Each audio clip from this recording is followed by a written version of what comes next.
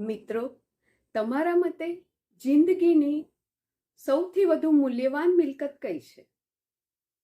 તમારા મગજમાં પણ ગાડી, વાડી, બંગલા, દાગીના બધું આવ્યું હશે, પણ જવાબ આપતા પહેલા એકવાર સિકંદરને યાદ કરી લેજો.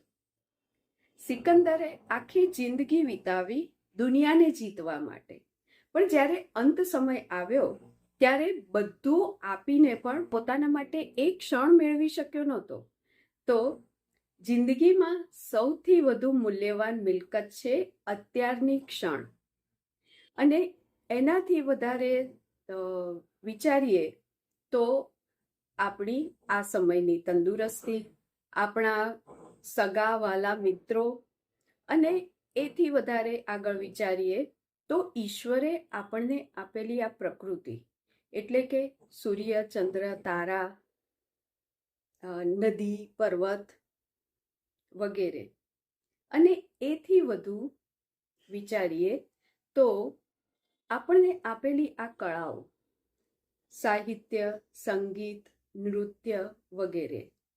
તો ઈશ્વરે આપેલી મિલકત, અત્યારની ક્ષણ, એને આપણે ઉજવવાની આપણા સગા વાલા મિત્રો સાથે, અથવા તો સાહિત્ય, સંગીત, કલા વગેરે સાથે.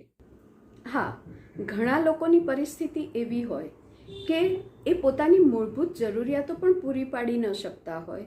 તો એવા સમયે આ ઈશ્વરે આપેલી મિલકત, એટલે કે અત્યારની ક્ષણોને મૂળભૂત જરૂરિયાત પૂરી પાડવામાં વાપરે તો એ વ્યાજબી છે. પણ એકવાર મૂળભૂત જરૂરિયાતો સંતોષાઈ ગઈ ત્યાર પછી તો આ ક્ષણોને ઉજવવાની હોય, કારણ કે ઈશ્વરે આપેલી સૌથી મોટી મિલકત છે. અને એ ક્ષણને ઉજવવા માટે આપણી પાસે છે સુંદર તંદુરસ્તી, આપણા મિત્રો, આપણા સગાવાલા અને આપણી કલાઓ. તો આપણી આ મોંઘેરી મિલકતને ઉજવીએ. વાત ગમી ને? તો લાઈક કરજો, અને હજી સુધી ના કરી હોય તો ચેનલને સબસ્ક્રાઈબ કરજો.